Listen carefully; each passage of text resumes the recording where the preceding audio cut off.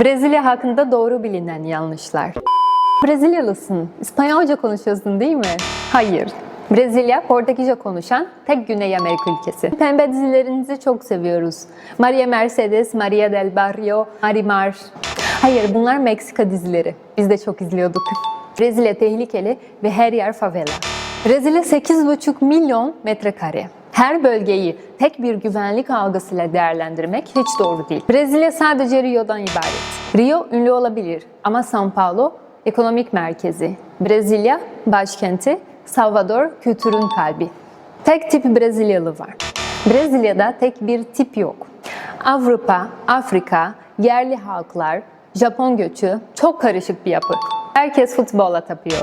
Evet, futbol önemli ama basketbol, voleybol, surf da çok önemli bizim için. Herkes samba ve karnaval yapıyor.